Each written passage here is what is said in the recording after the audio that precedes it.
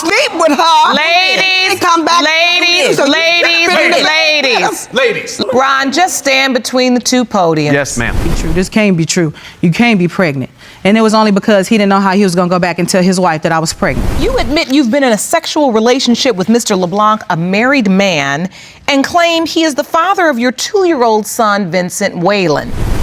Mr. LeBlanc, you are determined to prove that you are not the father of Miss Whalen's son in hopes of saving your marriage. If the DNA proves your husband is the father, your marriage is over. Yes, Your Honor. So, it was one night I was telling him that I might be pregnant because I hadn't started my menstruation, so he went out and got some pregnancy tests.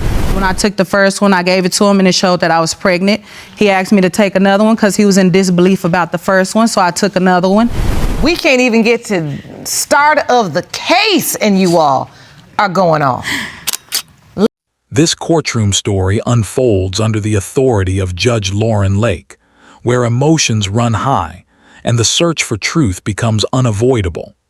The case centers on paternity, trust, betrayal, and the heavy consequences that follow when people come to court hoping the truth will save them, but fearing it might destroy everything they have left.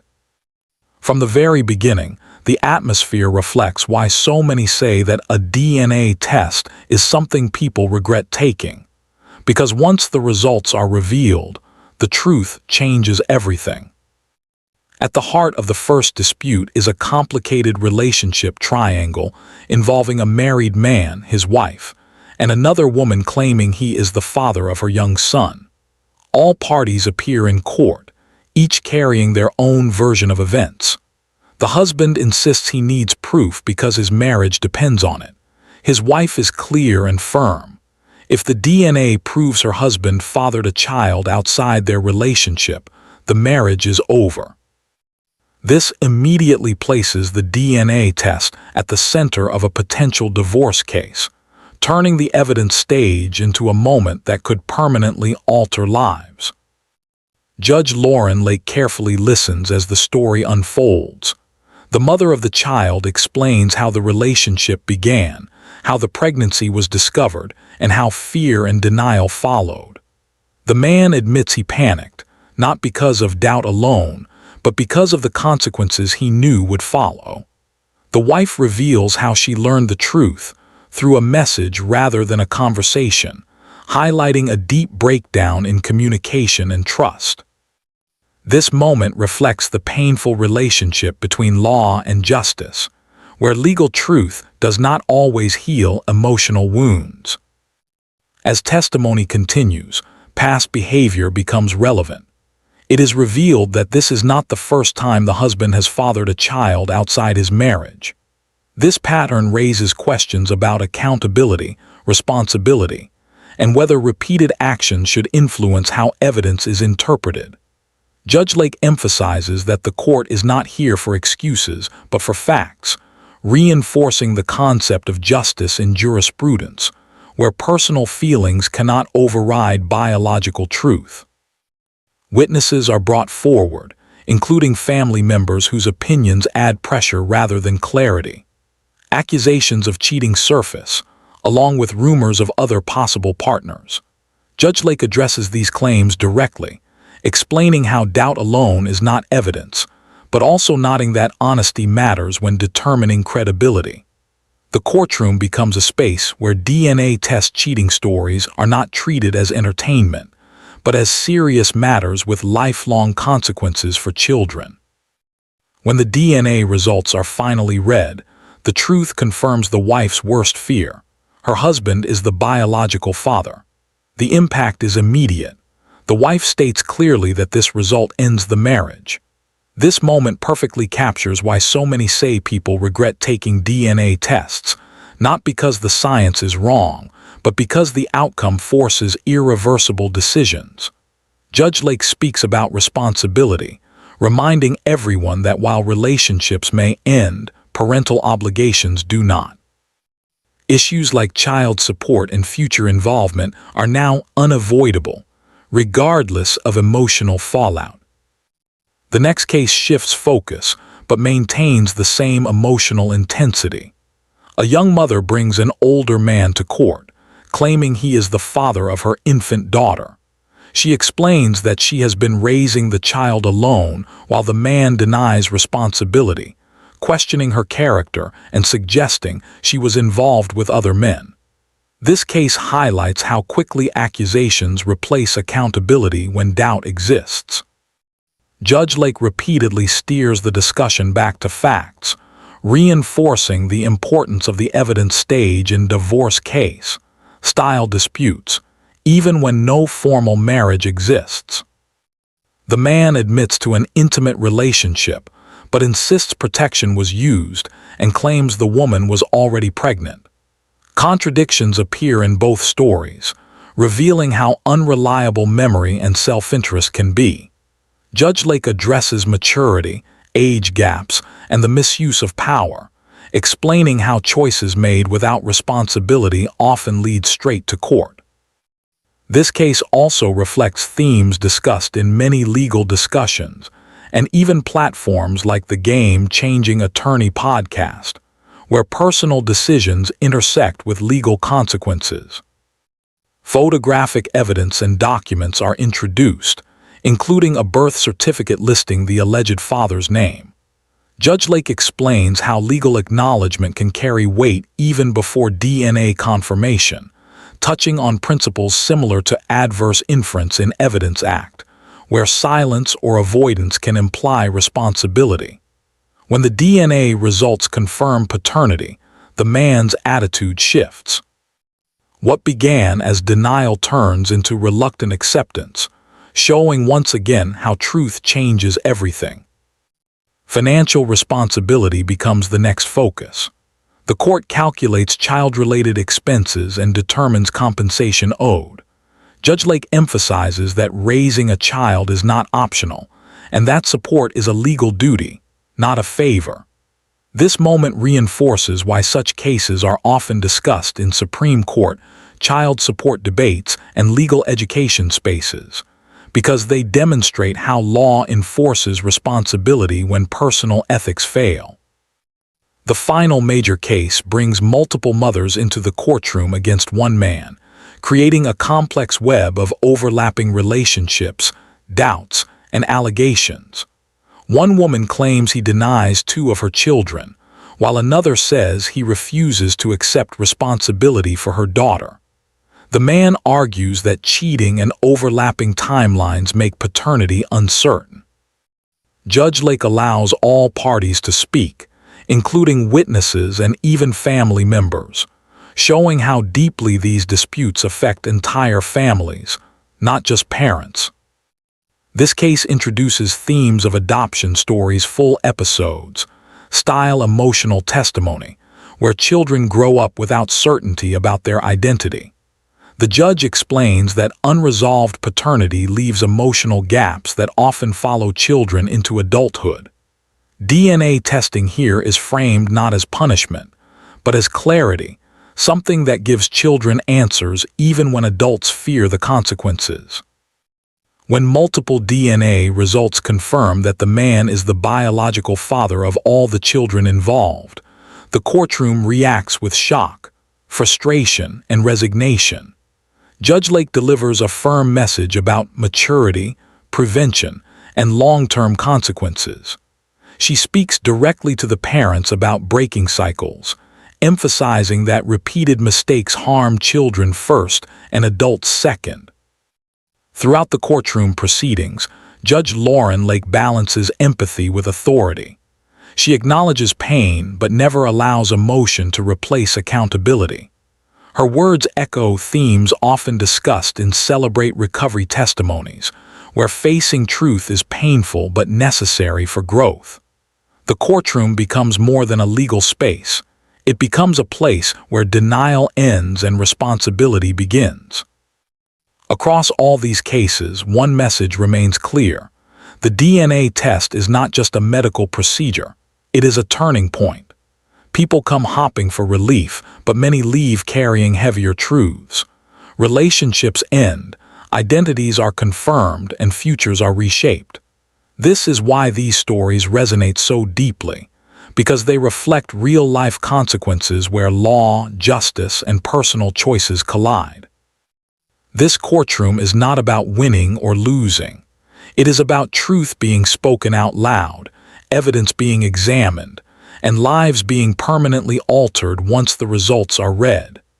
In the end, the court does what it is meant to do, establish facts, while leaving the emotional aftermath for the people who must now live with the truth. As the courtroom proceedings continue, the emotional weight deepens, revealing how unresolved relationships and repeated denial create long-term damage that no verdict can instantly repair.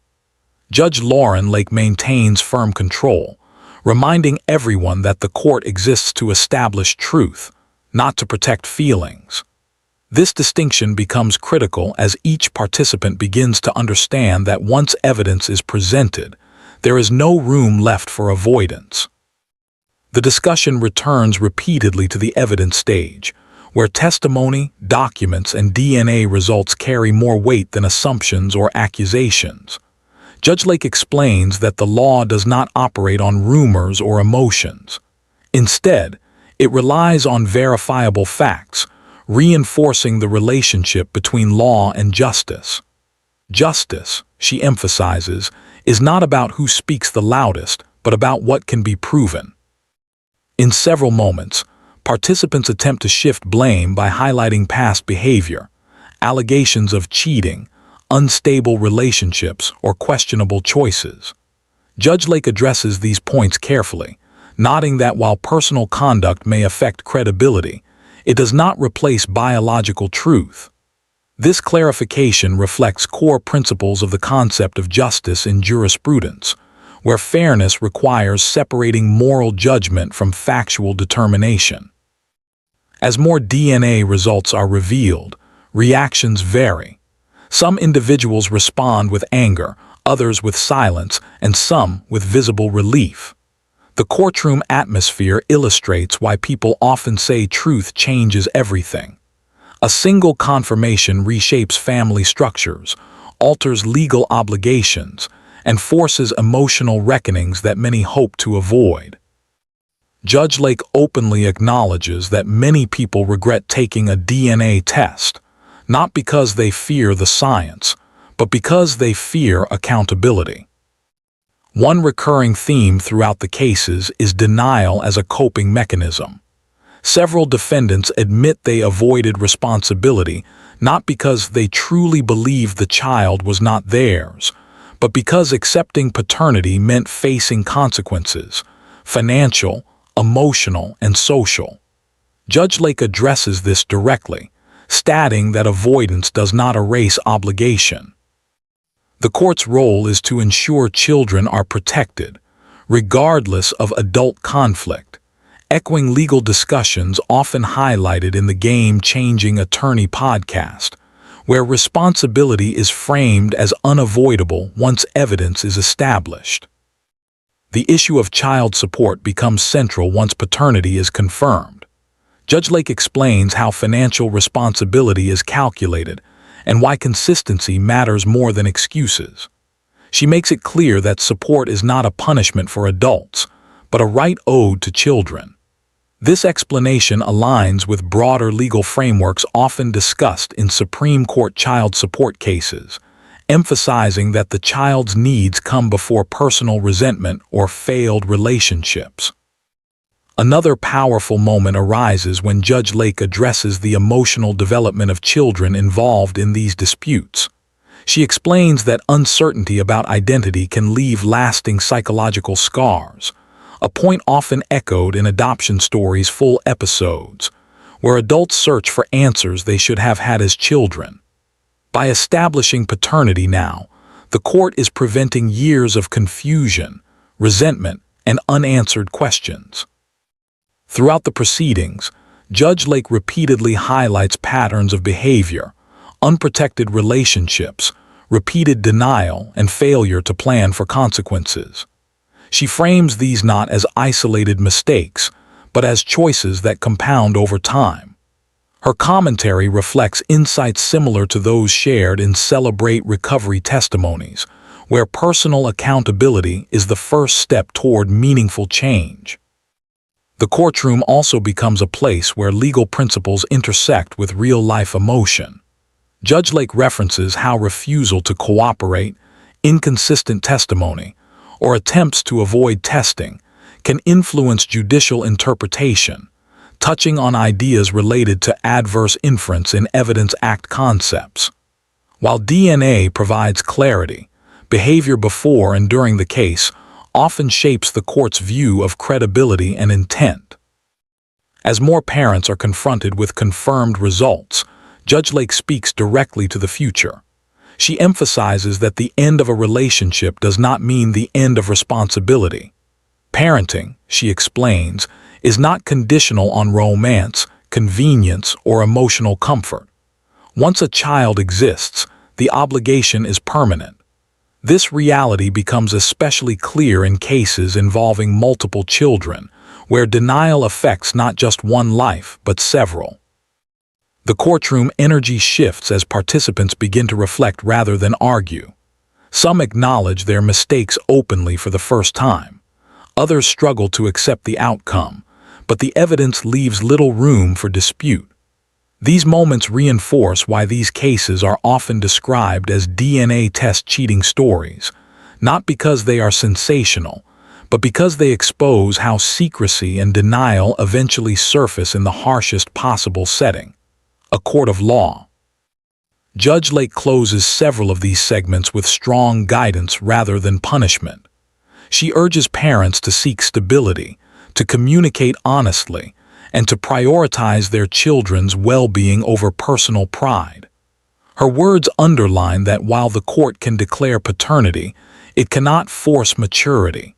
That responsibility rests with the individual standing before her. By this stage, it becomes clear that the courtroom is not merely resolving disputes. It is documenting consequences. Every confirmed DNA result becomes a permanent record, altering legal status and future expectations. This reality explains why these proceedings resemble discussions found in Truth Changes Everything podcast style narratives, where one revelation triggers a chain reaction that cannot be undone. As the cases progress, Judge Lake reiterates that the court does not exist to shame but to clarify. Clarity, however, often brings discomfort. Relationships collapse, financial duties increase, and personal narratives are rewritten. Yet, through all of this, the children involved gain something invaluable: certainty. The ongoing proceedings reinforce a final truth. Coming to court without honesty only delays the inevitable. Evidence, especially DNA, does not bend to emotion or persuasion. It stands as the final authority, ensuring that justice, however painful, is ultimately served. As the courtroom proceedings reach their conclusion, the full weight of accountability settles over everyone involved. Judge Lauren Lake makes it clear that the purpose of this court is not to offer comfort, but to establish truth and enforce responsibility. By this stage, the repeated pattern is unmistakable.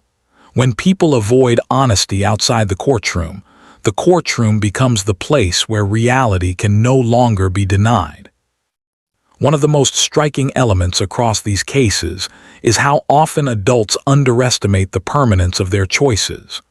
Relationships may feel temporary, emotions may change, and promises may be broken. But once a child is born, the law steps in to protect what cannot protect itself. Judge Lake explains that this is where the relationship between law and justice becomes visible. Justice is not about sympathy for adult mistakes. It is about ensuring stability and fairness for children who had no control over the circumstances of their birth.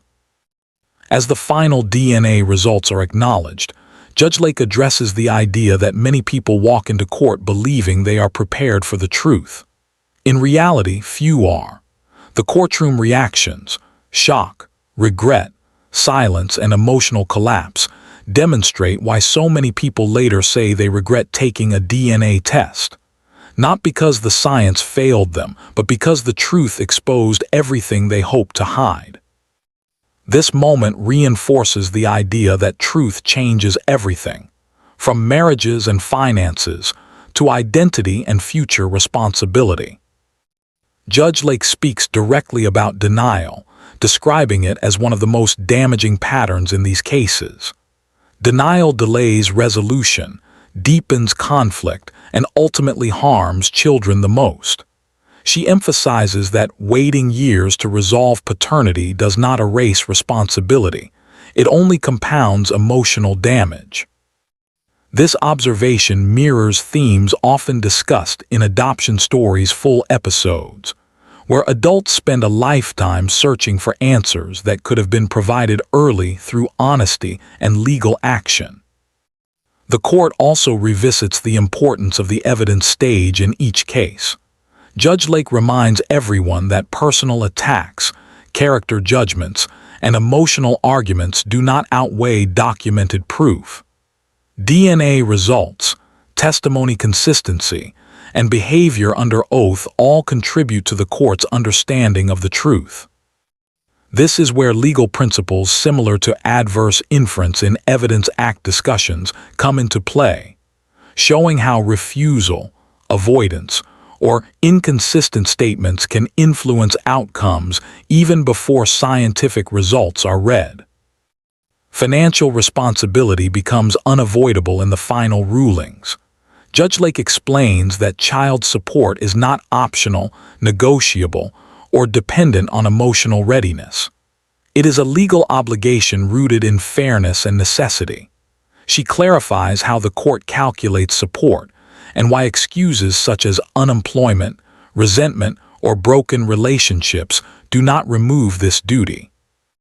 These explanations reflect broader legal discussions often highlighted in Supreme Court child support cases, where the child's right to support overrides personal conflict. Throughout the final moments, Judge Lake returns to a central message: patterns matter. Repeated unprotected relationships, repeated denial of paternity, and repeated avoidance of responsibility are not accidents. They are choices. The court's role is not to judge morality, but it cannot ignore behavior that repeatedly leads to harm. This perspective ties closely to the concept of justice in jurisprudence, where accountability exists not to punish, but to prevent future harm. Several parents are visibly confronted with the reality that their lives will now move forward under new legal and emotional conditions. Some express regret not just for their actions, but for the time lost denying what could have been resolved earlier. Judge Lake acknowledges these emotions but makes it clear that remorse must now be followed by action. Parenting does not begin with intention. It begins with responsibility. The courtroom atmosphere shifts from confrontation to reflection. Arguments fade as the finality of the ruling settles in. Judge Lake addresses the parents collectively, emphasizing that children do not benefit from ongoing hostility. Cooperation, consistency, and presence matter far more than personal pride. Her guidance echoes sentiments often shared in Celebrate Recovery testimonies, where acceptance of truth becomes the first step toward rebuilding life in a healthier way. Another important theme addressed is identity. Judge Lake explains that knowing where you come from is foundational to personal development. Children deserve clarity, not confusion fueled by adult conflict. By establishing paternity now, the court is providing something invaluable: certainty. This clarity prevents years of doubt, resentment, and unanswered questions, issues commonly discussed in long-form legal and family narratives, including Truth Changes Everything podcast style reflections. Judge Lake also addresses the misconception that love for a child automatically follows biological confirmation. She explains that while DNA establishes responsibility, parenting requires effort, consistency, and growth. The court can declare a legal truth, but it cannot force emotional maturity. That work begins after court adjourns, not before. This message underscores why legal decisions are only one part of justice. The rest depends on human behavior. As the final rulings are delivered, Judge Lake reminds everyone that the courtroom is often the last stop after every other opportunity for honesty has been ignored. Court is where stories end and records begin. Once DNA results are entered into the record, they follow families for life. This permanence explains why these proceedings resemble discussions often featured in the Game-Changing Attorney podcast, where one decision reshapes futures permanently. The judge concludes by addressing the broader lesson behind every case presented. Prevention, she notes, is always easier than repair. Honest communication, personal boundaries, and accountability could have prevented most of the pain seen in court. Yet, when prevention fails, the law exists to restore balance. This balance may feel harsh, but it is necessary. By the time court is adjourned, the emotional intensity gives way to reality. Relationships have ended, obligations have begun, and truths have been confirmed. Some participants leave disappointed, others relieved, but none leave unchanged. The courtroom has done what it was designed to do: replace doubt with fact, speculation with proof, and denial with responsibility. In the end, this courtroom story stands as a powerful reminder that the search for truth often comes at a cost, but avoiding the truth costs far more. Under the authority of Judge Lauren Lake, the law has spoken clearly, ensuring that justice, however uncomfortable, has been served.